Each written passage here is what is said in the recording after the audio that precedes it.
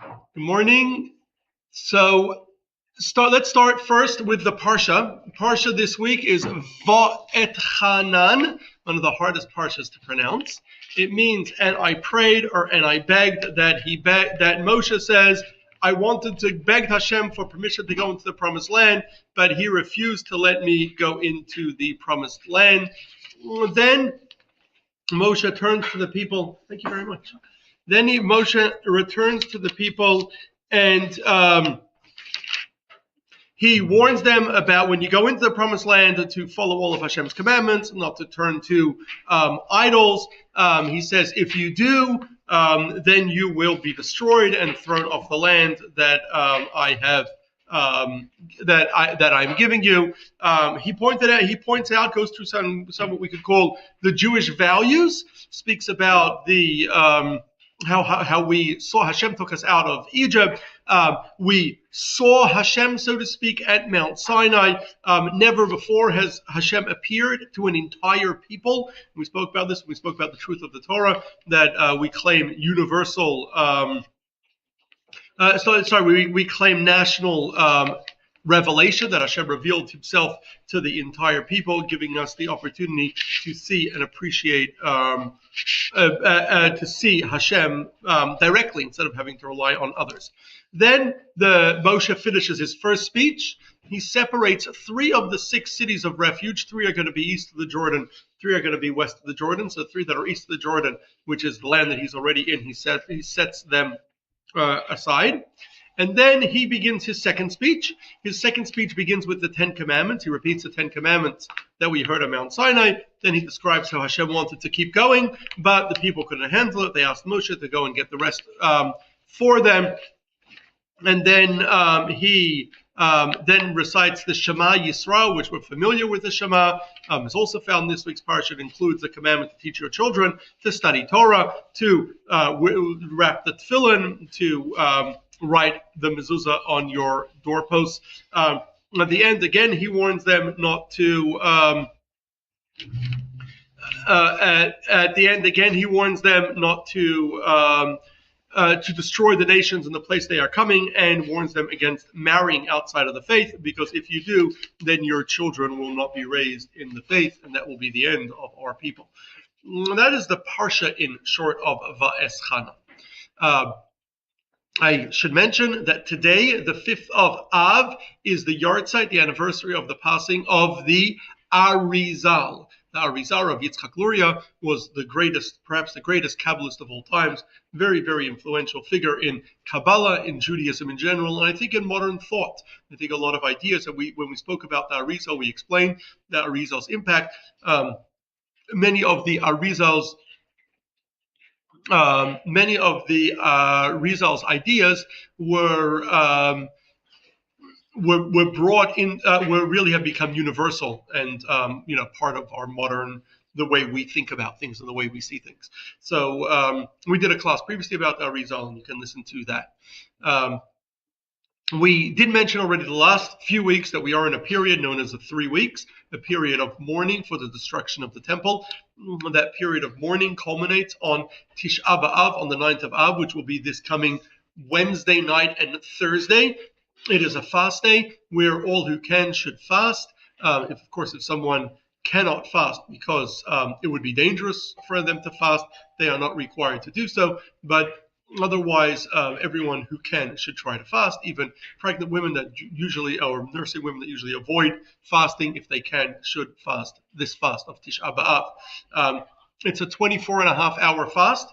It starts at sundown on Wednesday night, which I believe here is 8:01, and it continues through to. It starts Wednesday night. I misspoke. It starts sundown Wednesday night and continues through to Thursday night after 3 stars are visible, which is at 8:30 p.m. or 8:29 p.m. So it's 24-and-a-half hours of not eating or drinking. In addition to not eating and drinking, we also follow the inuyim, or the afflictions that we do on Yom Kippur, which is we do not bathe at all or shower. We do not put on any lotions or ointments or makeup on Tisha B'Av itself. You can put on before, but not on Tisha B'Av itself. Even when we wash our hands, we only wash our hands if after the bathroom or if dirty. When we wash our hands before prayer or in the morning when we wake up. For the ritual washing, we only wash our hands to our knuckles. Also, we we also do not wear leather shoes like on Yom Kippur, and we also avoid any sexual relations or any affection between a couple. So 5 things that we don't do: not eating and drinking, not putting any ointments or creams on ourselves, not bathing at all, not having any affection between a couple, and not wearing leather shoes. In addition to those things, we also do not study the Torah because the Torah makes us happy and we're supposed to be sad during this period. We only study the Torah parts that are either about the suffering of our people or the kind of bad things that happen to our people and the like. Those we only study those parts of the Torah throughout Tisha B'Av. We actually stopped studying the Torah from Wednesday afternoon at midday. We also sit on low stools, similar to mourners that would sit on low stools when they're mourning. We only do that from the beginning of Tisha B'Av, meaning from Wednesday night until midday on Thursday. After midday on Thursday, we can sit on regular stools. One should not work on Tisha B'Av, especially in the morning. One should avoid working in the morning. If one absolutely has to, you're going to lose your job. Otherwise, then you can work on Tisha B'Av. But otherwise, we should avoid working as well. We mark Tisha B'Av with a special service on Wednesday night. We will have a service here starting at 8:30 p.m. with it's a Marav, an evening service where we read the book of Eicha, the book of Lamentations, which is the book written by, we went to the class on Lamentations, but it's a book written by Jeremiah to poetry lamenting the destruction of the first temple. We've for many years, this is a modern custom that started in recent years, and I think most shuls now do it, at least in this country. After the Lamentations, then we do some keynote, we do some mournful poems, but after that, we will be showing a documentary. We do that every year for now a number of years we've been doing that, so we will show a documentary about the Ketoret, the incense in the temple. So that will be right after, probably whenever the service is over. The service is probably about a 30-minute service, starts at 8:30. And after that, it's about an hour-long documentary. So you can join us for that starting 8:30 this coming Wednesday night. Thursday morning, when we pray, the men do not wear talis and tefillin in the morning as we usually do. Instead, we wear our talis and tefillin for afternoon prayers. In the morning, we skip out the blessing in our morning blessings, Sh'asali Kol Tzarki, which thanks Hashem for shoes.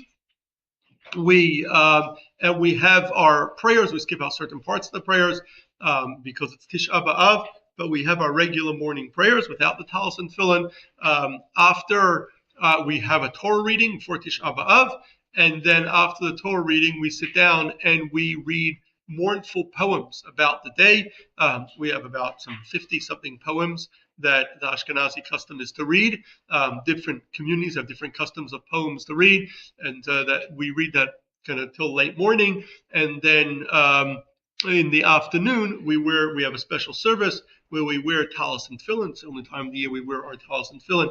And again, we have a special Torah reading. So that is the how we observe Tisha B'Av. I forgot to mention what we are mourning. I think it's important to mention again. So Tisha B'Av primarily mourns the destruction of the 2 temples. The first temple, Solomon's temple, was destroyed on Tisha B'Av, and then the second temple was destroyed as well on Tisha B'Av. It is also the date the Mishnah tells us that 3 other great tragedies happened on Tisha B'Av. Firstly, it is the day that the spies came back in the desert with the saying that the land of Israel is too powerful, we will not be able to go in, and the people did not want to go into the land and therefore had to stay 40 years in the desert. It is also on this day, following the destruction of the second temple, that the Emperor Hadrian, to destroy any hope by Jews to rebuild the second temple, plowed over the Temple Mount flattening the mountain so that they should never think that they would build a temple again. It is also, not long after that, there was a second rebellion led by a fellow called Shimon ben Kosiba, known commonly as Bar Kokhba, and that rebellion was brutally crushed by the Romans. And about 130, and the final stand of the rebels was in the city of Beitar, and Beitar fell on Tisha B'Av. Those are 5 things mentioned in the Mishnah that happened on Tisha B'Av: destruction of the first temple, destruction of the second temple, or the day that the spies came back with the bad report, the day the temple mount was plowed over, and the day that Beitar fell. Since that time, other tragedies have happened on Tisha B'Av. 2 notable things is the date for when the Spanish Jews had to leave Spain in 1492 was Tisha B'Av, August 1st that year, as well as the date that World War I broke out was also on Tisha B'Av, and many other more minor tragedies to have happened to our people on Tisha B'Av. And it's really a day that we mourn all the tragedies that have happened to our people, and many of the poems that we read are on various different tragedies that happened to our people over the years. The Crusaders, other pogroms, other horrors that have happened to our people.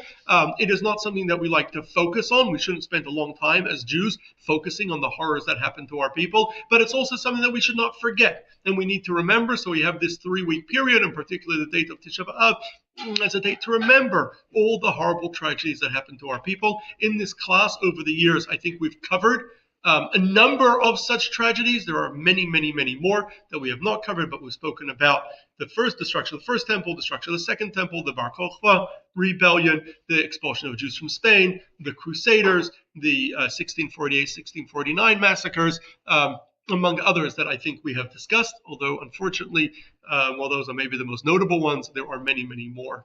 And of course, the Holocaust itself, which I don't think we've really addressed in this class.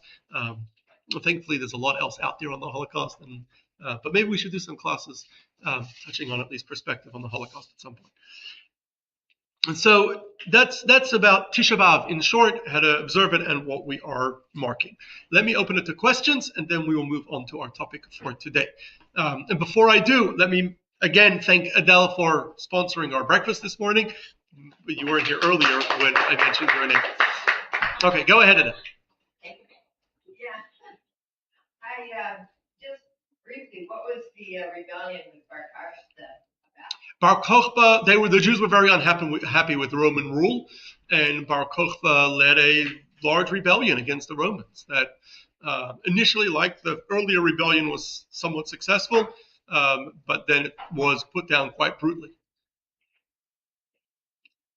We did a class on it, so yeah, I could send you, if you remind me, I could send you the link to it. You can find it. Was that the Masada thing? No, Masada is different. Masada was following the destruction of the first temple. Oh.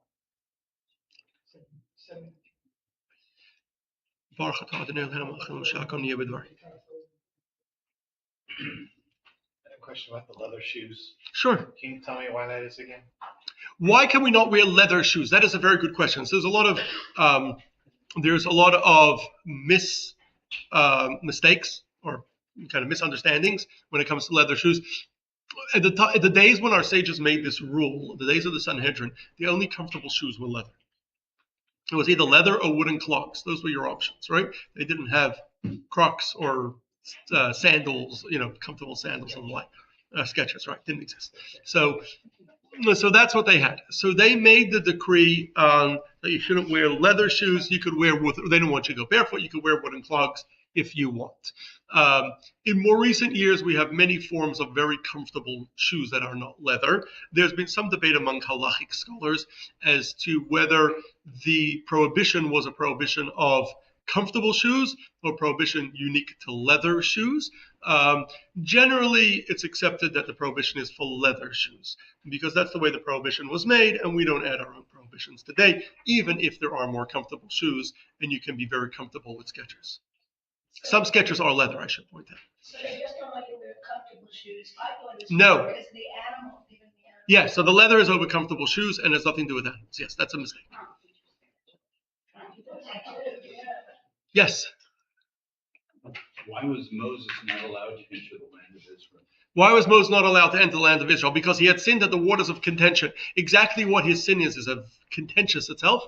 And we once did a class where we discussed what Moses did wrong.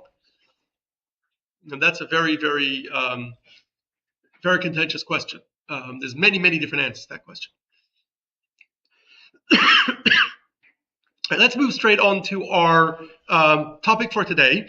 Our topic for today is going to be one of the most famous Jews from the destruction of the Second Temple period, the late Second Temple period, post-Second Temple period, and important chronicler known as Josephus or Yosef ben Matisyahu for his Hebrew name. Yosef ben Matisyahu, or Josephus, as he's known in Greek, was, by his own telling at least, grew up as an observant young Jewish man from Jerusalem. He was from the priestly family, the family of the Kohanim, descendants of Aaron, who served in the temple. When the war started against the Romans around the year 66, in his telling of the story, he was appointed as the Jewish military governor of the Galilee by the provisional government of the rebels. He led the Galilean battle in the city of Yudfat, and after its defeat, he switched to the Roman side and supported the Romans for the duration of the war. Following the war and the destruction of Jerusalem, Josephus went back with Titus, who was the general that destroyed the temple and defeated Israel, Judea, and the son of, at the time, Emperor Vespasian. And he goes back with him to Rome, and he lives in Rome for the rest of his life as a protege of Titus, essentially supported by him. It was common then for important aristocratic Romans, leading Romans to have their own, to be patrons of various scholars and thinkers and academics. And so he was a patron of Josephus, and later, after his death, his brother Domitian became a patron of Josephus. And during his time in Rome, Josephus turns to recording history. And he writes a book about the Jewish war with the Romans, as well as 3 other books. All those books that he wrote were in Greek. So all 4 of his books have survived. He may have written other books that didn't survive. We don't know. Historians debate that, as we'll see much else about him. But we do have 4 books from him that were pretty certainly penned by him. Josephus, in his various books, and most of his books, all of his books, to some extent deal with the story of the war against the Romans. He remains the most comprehensive and detailed chronicler of the late Second Temple period, the last 150 years of the Second Temple, as well as the actual war with the Romans, all of which the war itself, and at least the last few decades, he observed with himself firsthand. And we have no other comprehensive account. We have bits and pieces here and there, no other comprehensive account. So if we want to tell the story of the late Second Temple period, we want to tell the story of the Jewish war with the Romans that led to the destruction of Jerusalem and the destruction of the temple, for which we are mourning on Tisha B'Av. Josephus is the go-to source. But that raises the question. If he's our really only source, can we trust what he says? Is his story true? Or perhaps his story is false. Perhaps it's just propaganda. And that's a very heated question that historians will get very, very heated up about today. And as we'll see, don't have an easy answer to that question. I don't think I'm going to succeed in answering your question. Yes, sometimes, most of my classes, I like to give topics with simple resolutions and simple explanations. But sometimes, here and there, we touch a topic that has no solution and no resolution, and we end up unsatisfied. And so I'm afraid that we may end up the same way today.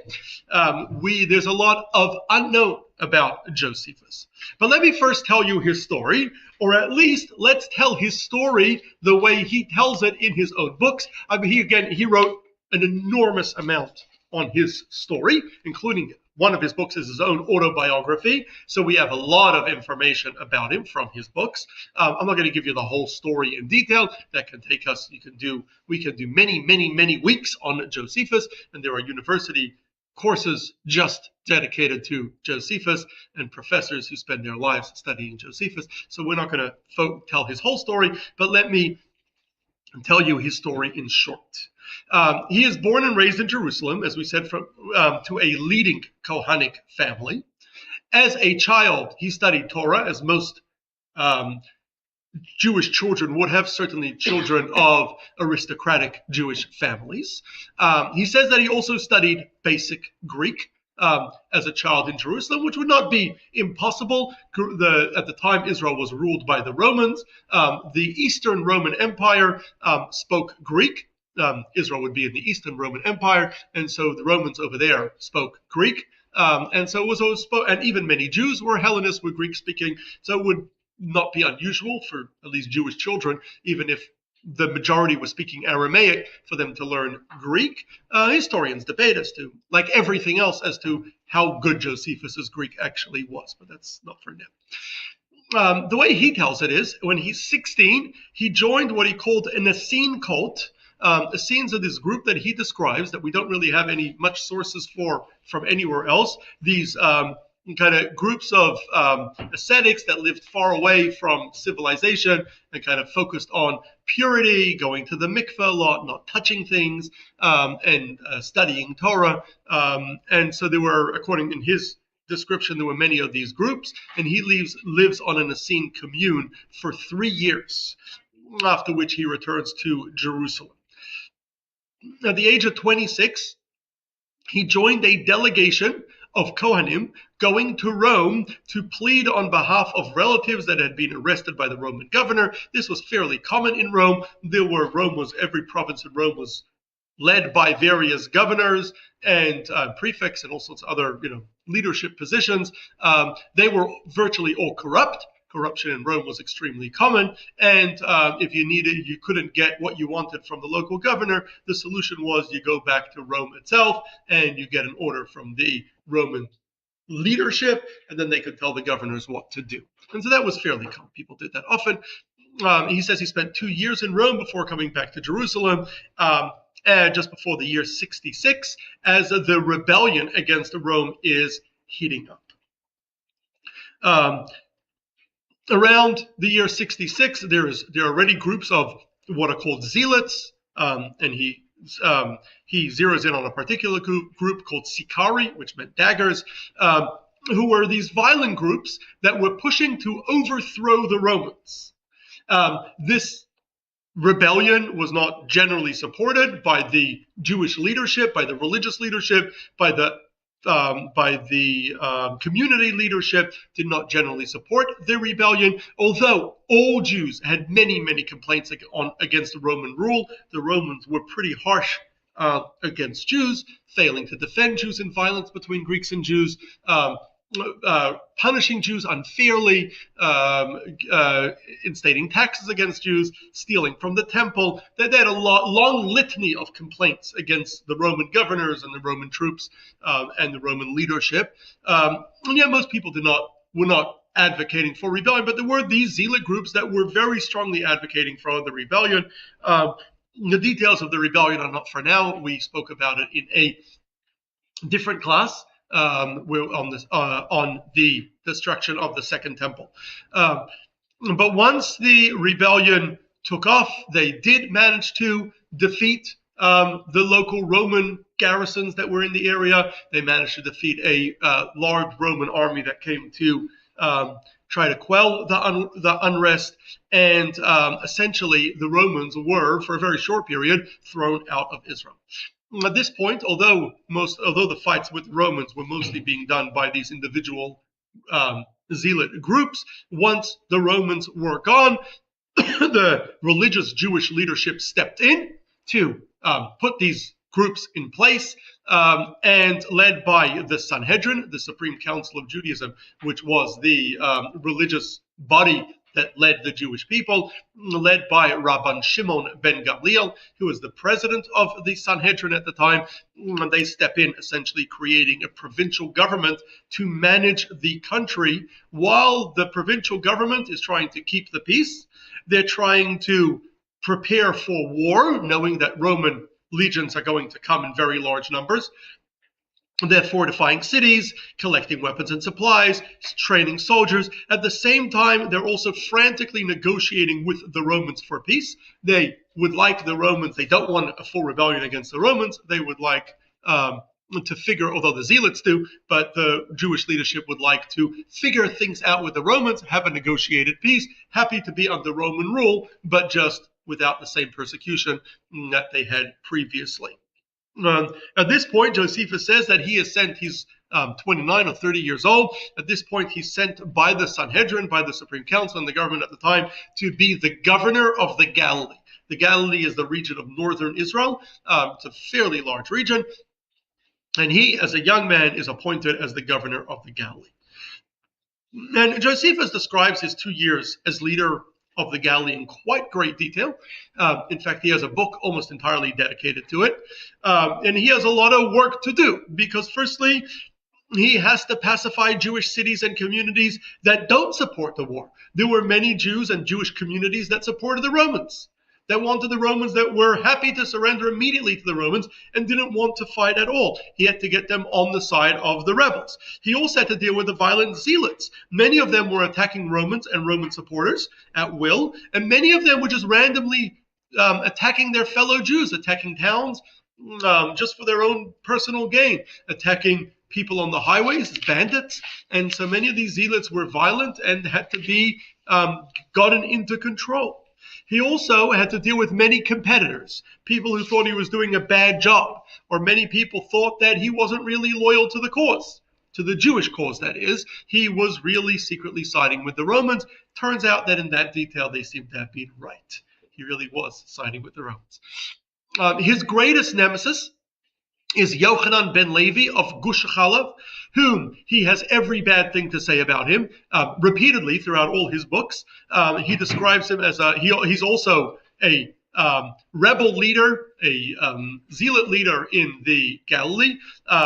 He describes him as a horrible, violent individual. Yochanan is constantly undermining him and attacking innocent people, and Yochanan makes every effort to try to convince the Jewish leadership in Jerusalem to remove Josephus from his post. Later, Yochanan is going to move to Jerusalem, and he's going to become one of the two warring leaders who are fighting each other, while leading the defense of Jerusalem during the siege of Rome.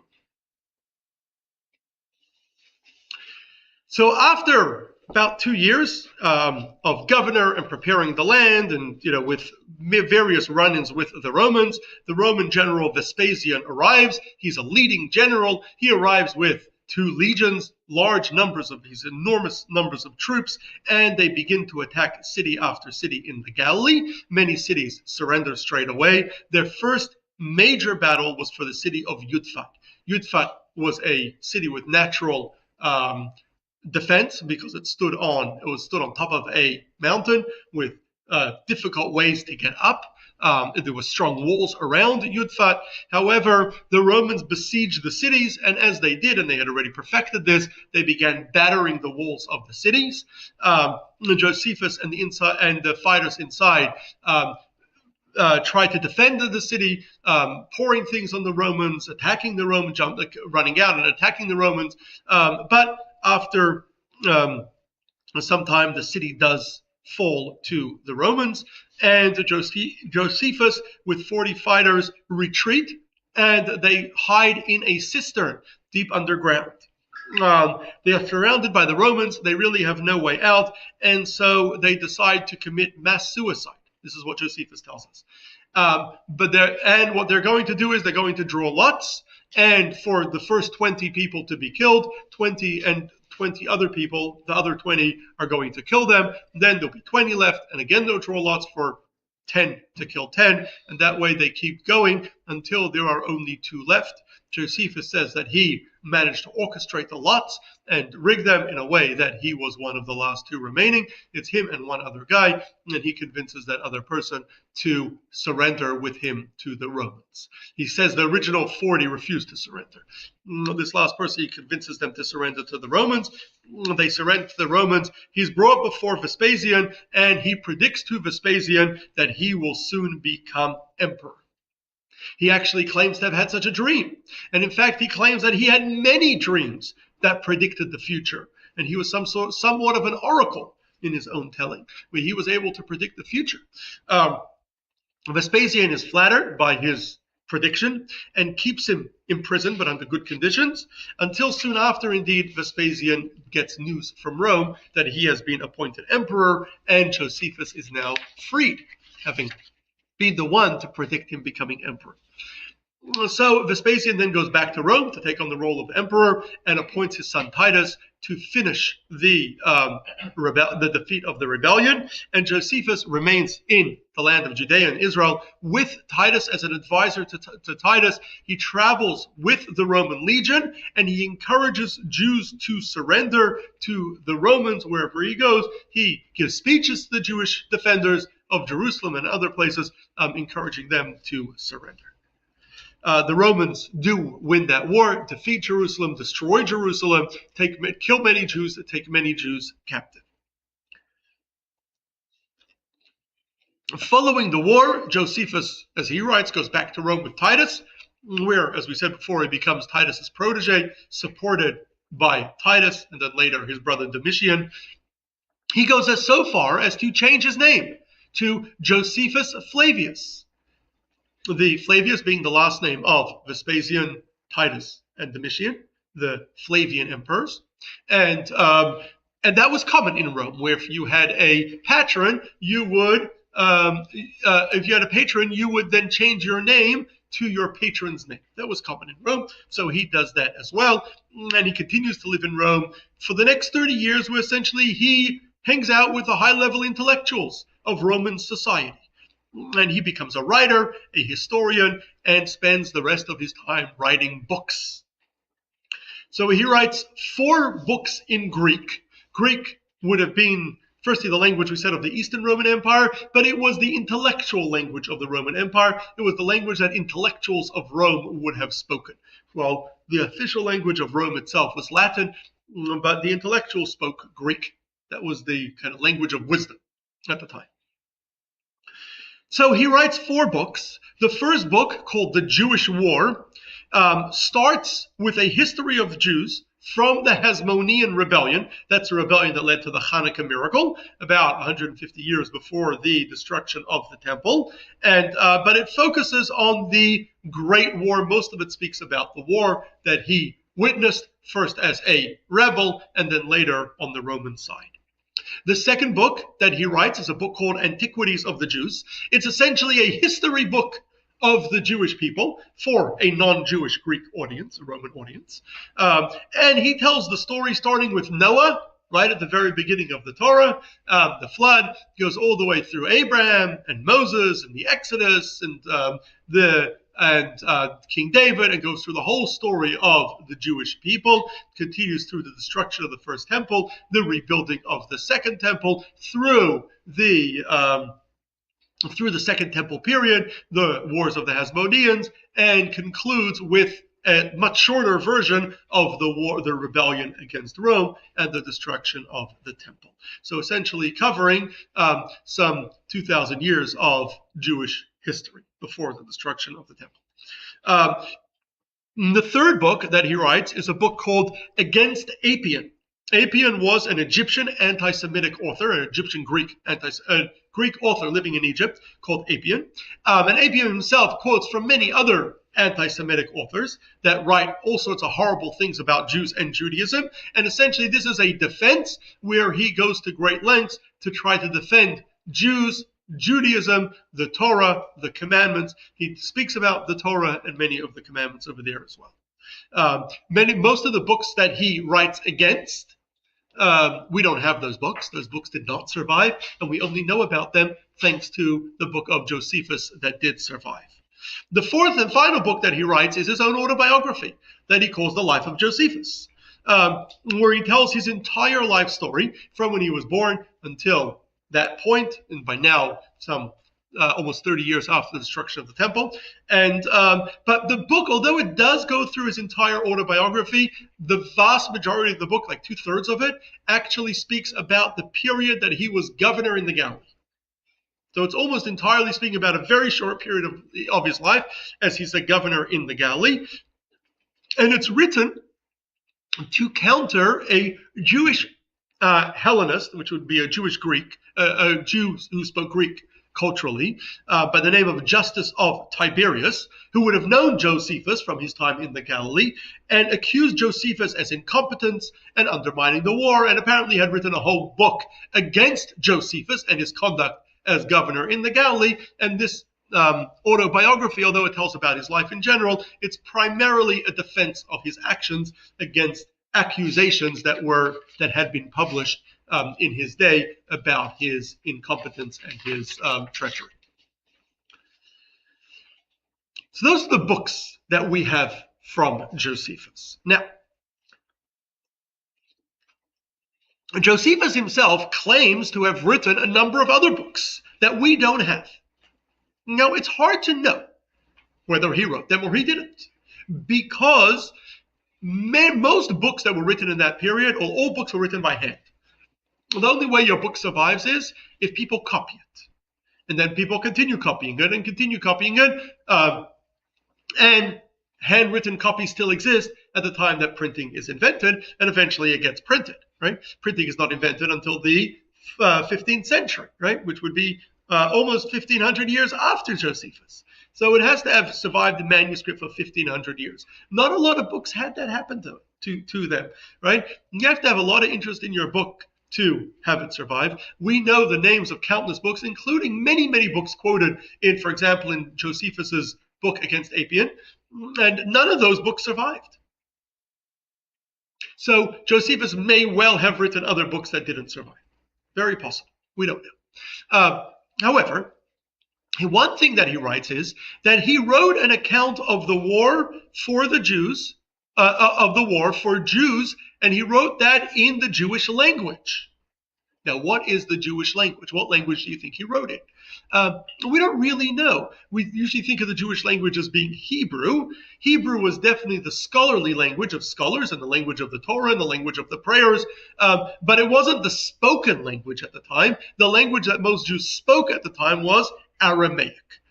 Some Jews spoke Greek as their primary language. There were Hellenist Jews that were culturally Greek, and that was a sizable minority of Jews at the time.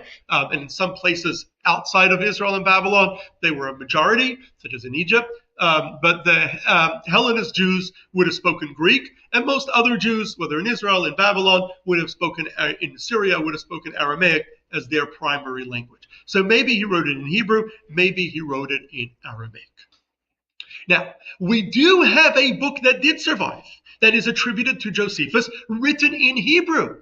And this book is called Yosifun, or sometimes referred to as Yosipon. I don't know why they turned it to a P, but for some reason academics like to call it Yosipon.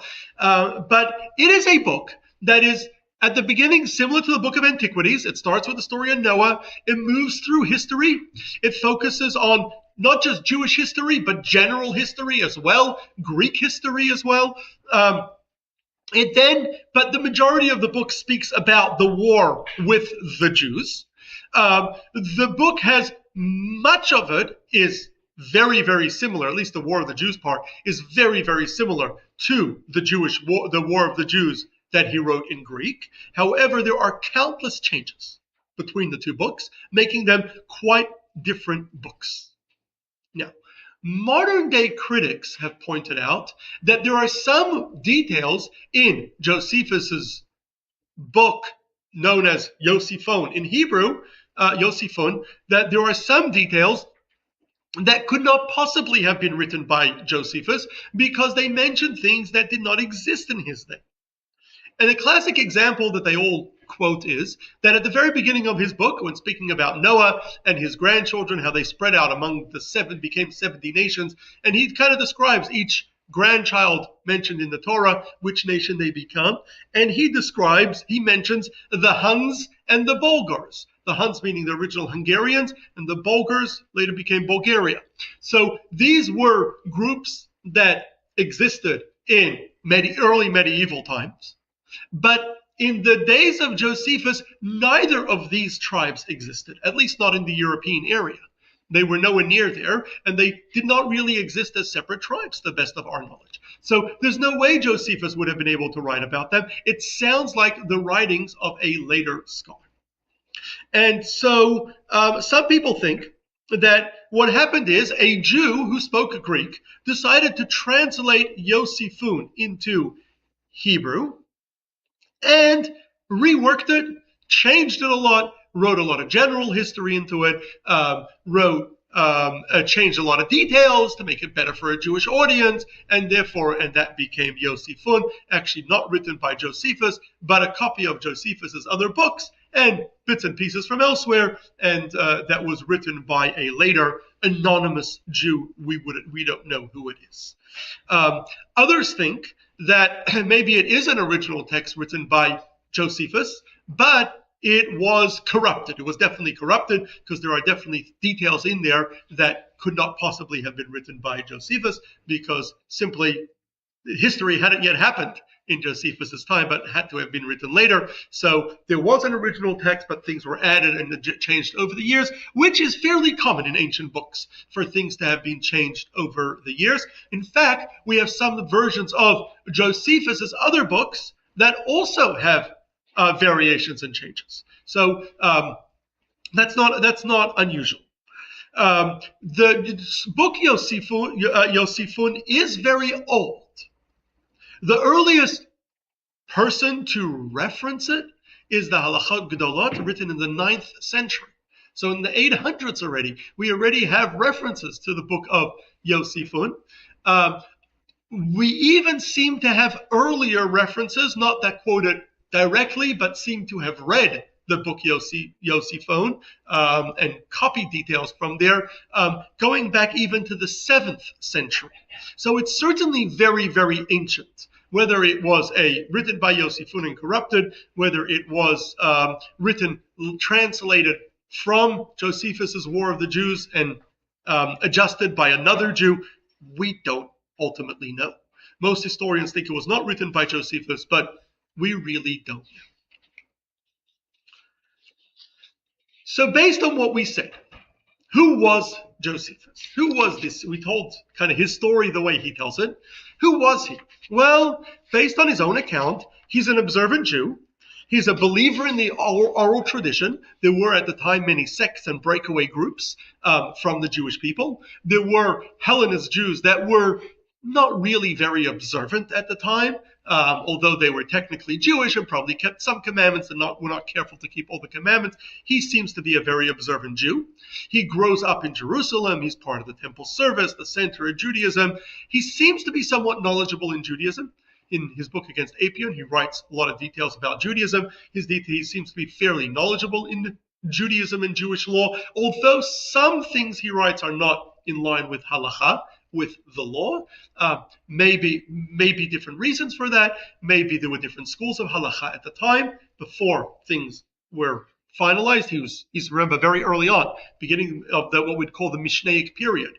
He dies 100 years before the Mishnah, the first work of our oral tradition, is completed. Maybe or likely he adjusted a lot of things for his non-Jewish audience, who he's clearly writing to. He's writing to a non-Jewish audience. But yet, although he seems to be a Jew who's part of kind of in the thick of things, at the center of Judaism, Jewish life, from aristocratic background to Kohen, yet during the war he switches sides, supports the Romans. In his view, that's because he felt the Jews were fighting a lost cause. And he was trying to help the Jews by getting the Jews to give up and not allow Israel to be destroyed in a war. Most Jews would probably call him a traitor, because he was, right? He turned sides. He switched sides and was fighting against the Jews. He also, even once he surrendered, he could have then peacefully gone and retired somewhere. He didn't. He continued to join. He stayed with the Roman legion and continued to support the Roman legion in its war against the Jews. So most people would likely call him a traitor. He clearly did not see himself as that.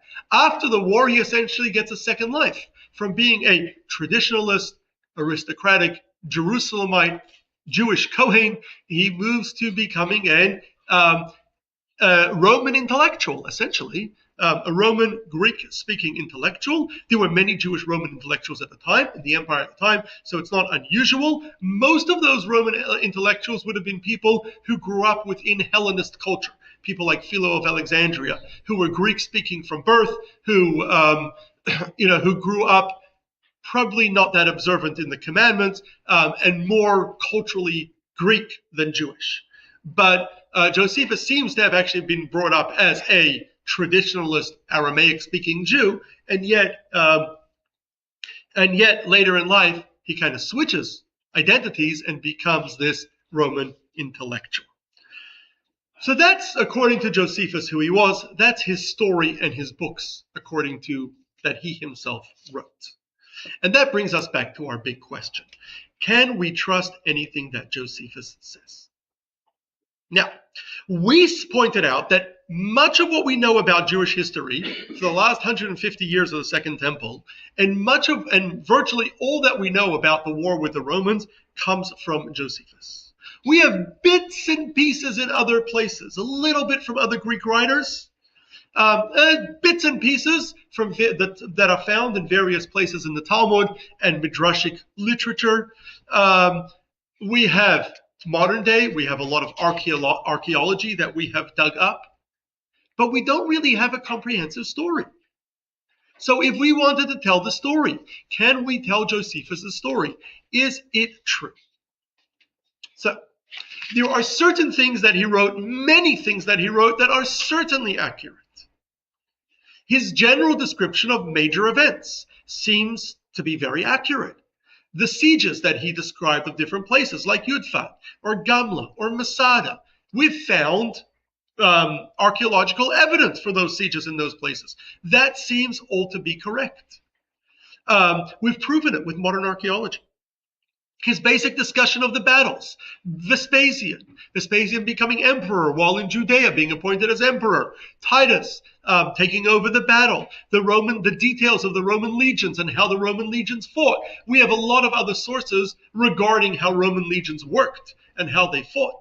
So that seems to be all accurate based on what we know from other sources. And that makes sense that he will report all that information accurately, because major battles, as well as details of how the Roman legions worked and things like that, those are things that his audience, which would be Roman intellectuals, they knew that very well firsthand. They knew what battles had taken place. They knew where battles had taken place, the general details of those battles. They knew how the details of Vespasian and Titus's life, Roman emperors. They knew details of how the Roman legions functioned and how they attacked cities, those kind of details. So they would have known that. And there's no reason to think that he would have, lied about something that his audience knew very well themselves. There are certain things that he writes that are likely not true. For example, he consistently speaks of the benevolence of the Romans, how merciful they were, and how caring they were. We know from plenty of other sources that is not true, both from sources from the particular war against the Jews, as well as the war against Judea, as well as wars against many other people. The Romans were pretty brutal. And so we know that's not true. He writes things that Titus was upset about the destruction of the temple. It happened by mistake. Accidentally, a Roman soldier lit the temple on fire. It wasn't supposed to happen. Unlikely, highly, highly unlikely. Definitely no other source supports that. He is also very, very upset about the foolishness of the Zealots, and any rival he has is described as a horrible individual. It's hard not to see these things as exaggerations. He also includes many speeches in his book. The speeches of war leaders before going to war, of Jewish war leaders before going to war, speeches that he wasn't there when they gave those speeches. And he writes the speech as if they said it. Clearly, he did not hear the speech, certainly did not remember verbatim what the speech was. That speech is his own conjecture. But that's actually very, very common. It was very, very common in Greek and Roman literature for people to write speeches as if the person said it. That was normal. It was considered a kind of good. It was considered good literary conduct to write a speech that everyone knows that's not exactly what they said, but the conjecture of what they likely could have said. So that makes sense that those are not fully accurate. He also has some things that are very, very questionable.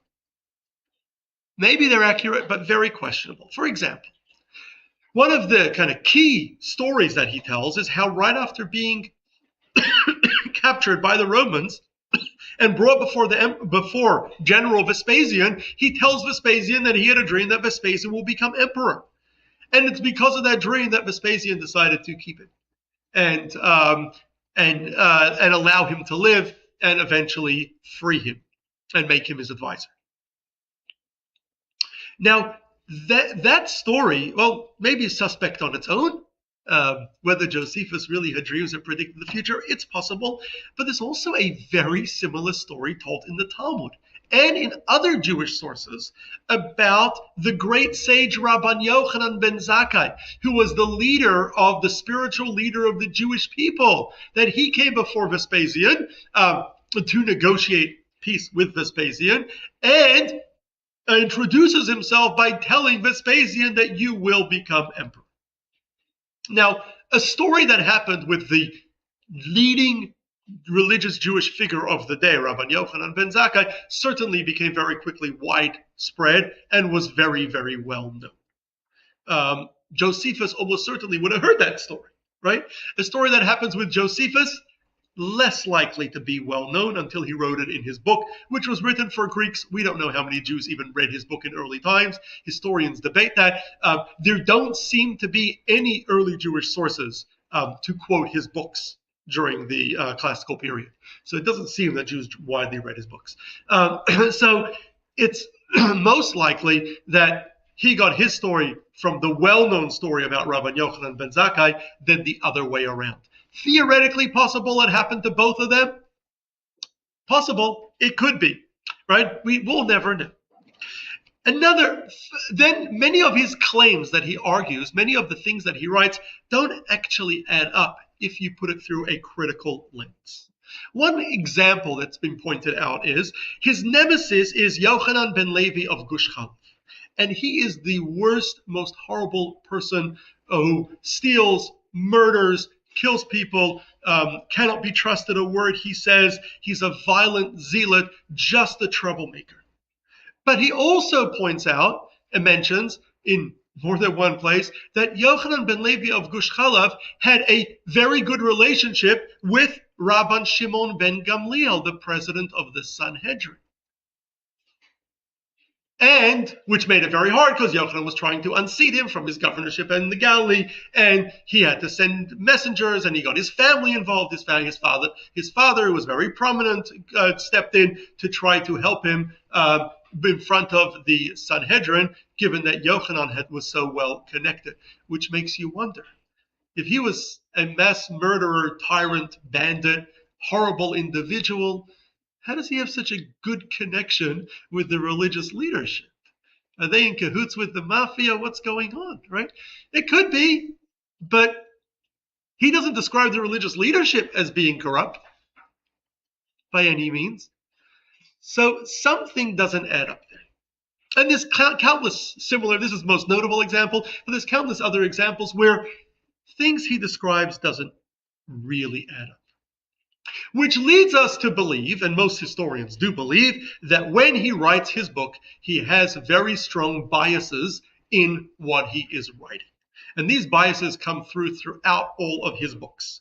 Number one, he is a protege of Titus and later Domitian. He's a protege of the Roman emperors. He needs to please his paylords, the people who are giving him his salary.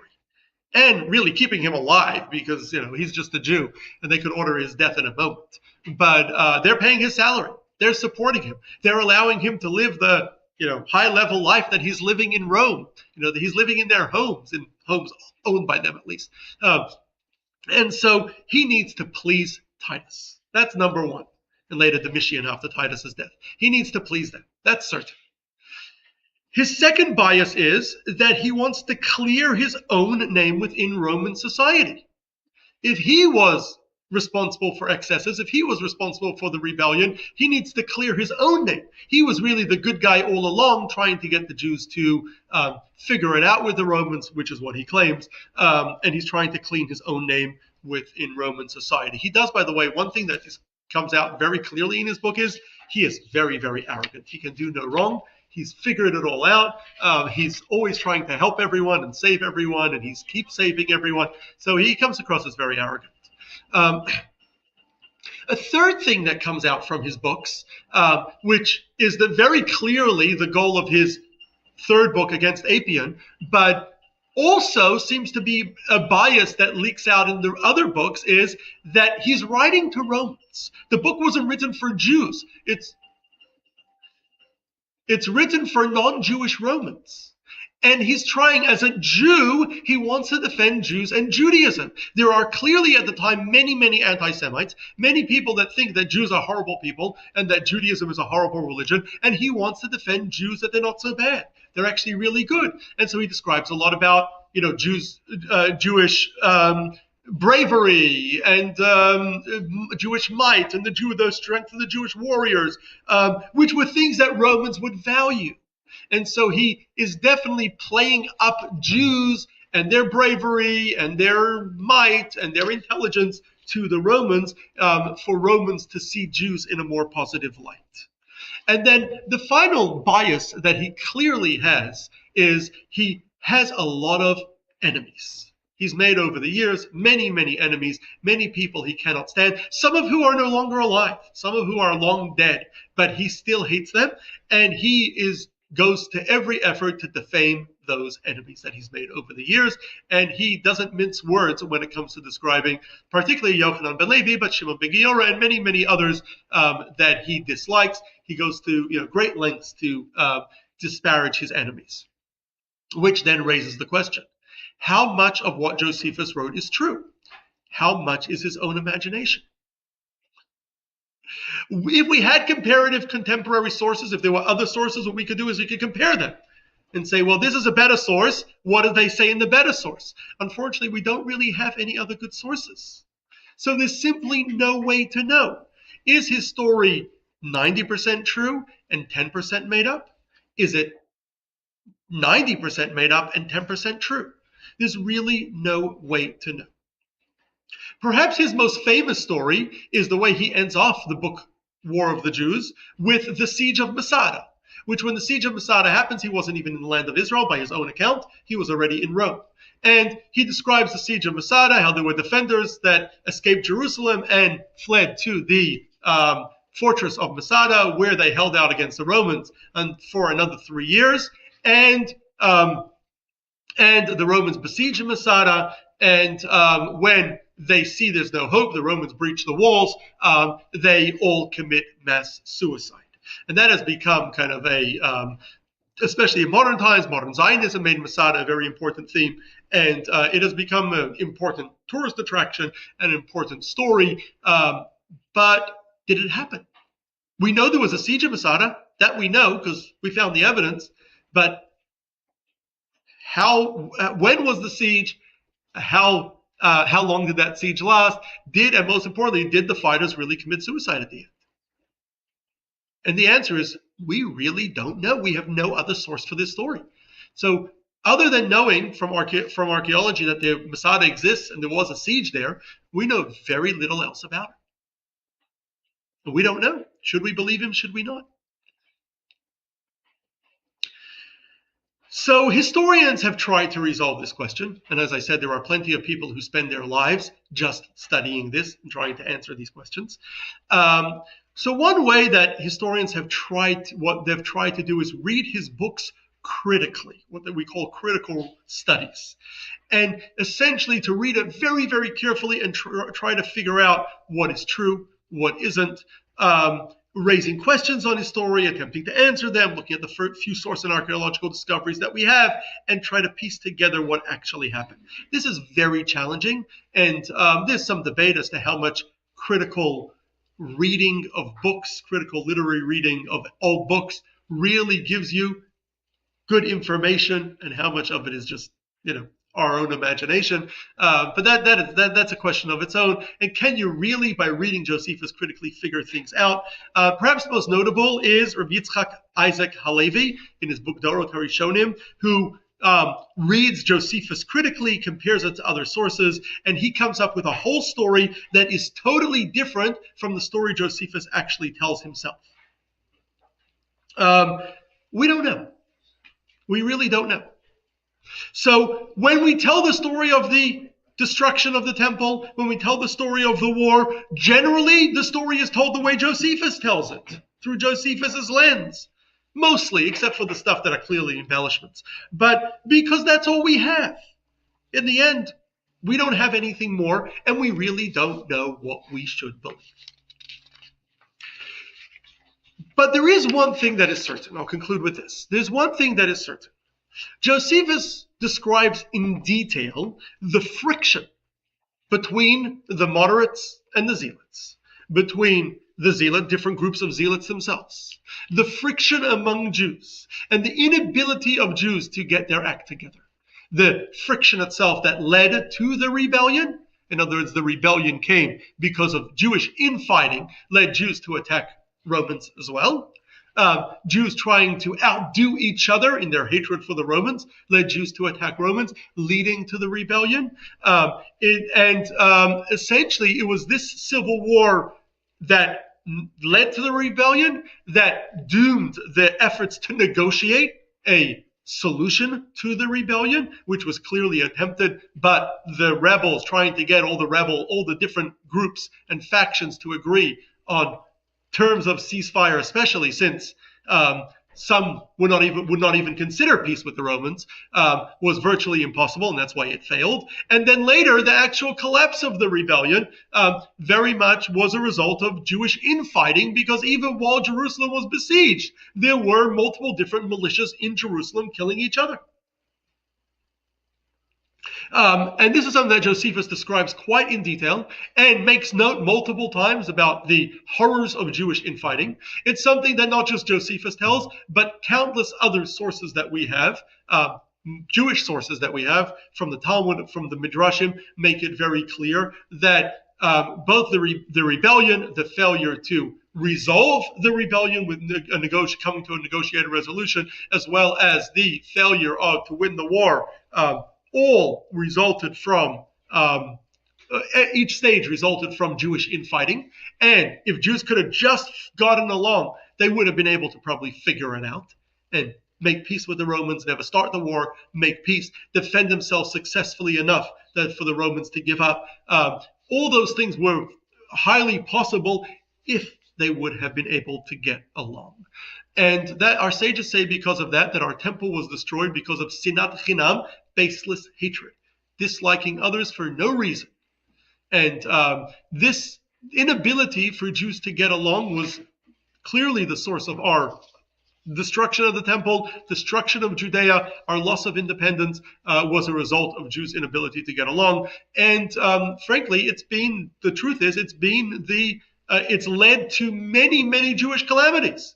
While we weren't the ones that persecuted or murdered Jews, but our ability to defend ourselves and to resolve those, the situation when people are trying to harm us, was made worse consistently throughout history due to Jewish infighting. Jews have a really bad record in our ability to get along with each other. And our sages say because of that the solution is avat chinam, baseless love. We need to learn to get along. We need to learn to love and care for each other, look out for each other. And even when we disagree, and we vehemently disagree, we need to learn to continue working together and continue respecting each other, not rejecting each other, not throwing people out, not throwing groups out, not fighting each other, but learning to get along. And it's been something that Jews have struggled with. And unfortunately, if we may say, Jews still struggle with to some extent today, including in the land of Israel today. There's a lot of friction and a lot of fighting, and it's very, very unhealthy. And our sages say that for us to bring Moshiach, rebuild the temple, the key is going to be avat chinam, learning to get along, learning to love each other, learning to care for each other. Even if you disagree, you could still love each other, and you could still look out for each other, and we can learn to figure it out if we didn't have that hatred for each other. And that's really our lesson during the 3 weeks. And Tisha B'Av, our sages encouraged us to reflect on how we can be there to help others, including those we disagree with, and including those we don't like. And we may have genuine reasons to dislike them. And even so, and we may think that they're horrible individuals and they're doing horrible things. And even so, let's learn to get along. Let's learn to figure things out. And that way we will be successful, and we will not see further calamities like the destruction. And we will hopefully very soon, even before Tisha B'Av, bring the coming of Moshiach and the rebuilding of the third temple. Any questions? I had a question. Yes. So the idea was the mass suicide, rather than being taken captors, let's all kill ourselves. Mm-hmm. And then just it happened that he happened to be one of the last two, according to him, by chance. No, he orchestrated that he would be one of the last two. He doesn't describe how he did that. I see.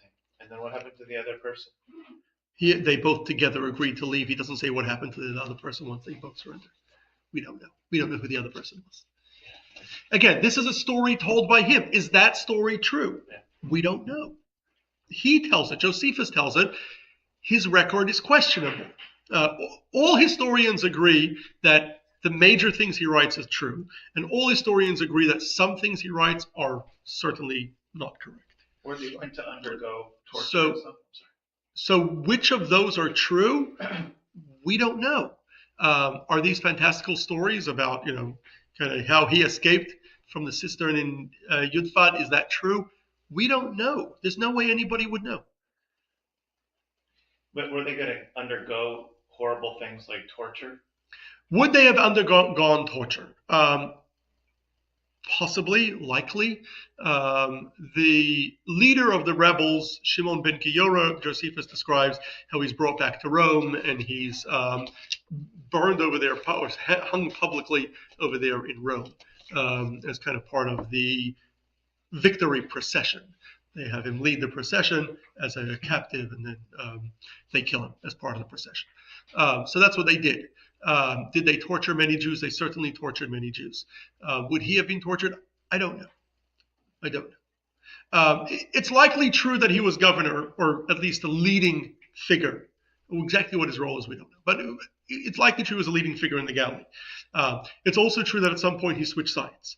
Exactly how that happened, we could take what he says at face value, or we can, come to our own conclusions. Well, we really don't know. It's very hard to know if these kind of details that are not really publicly verifiable are true or not. That Yudfat was besieged is true. We found the archaeological remains of the Roman camp and the ramps, the siege ramps, and it definitely fell to the Romans. But what happened when it fell? Who was leading the defense? How it was defended? We don't really know. So he was a novelist. We don't know. Again, we don't know. It may be 90% of what he wrote is true. And again, historians greatly differ on how much of it is true. While telling the story, they tell his story, because that's the only story we have. How much of it is actually true, we really don't know. What is that? All right. Well, thank you all for joining. You can. I just want to mention before we conclude, we are starting next week. I think I mentioned this already, but I mention again. We're starting a new course called Sinai and Civics, which is going to talk about the Jewish values that this country was founded on in honor of our recently celebrated 250-year anniversary. That's going to start next Wednesday. So if you haven't yet joined us, I would encourage you to join us for that. Next week, we are going to speak about wood chopping for the temple. What? Wood chopping for the temple.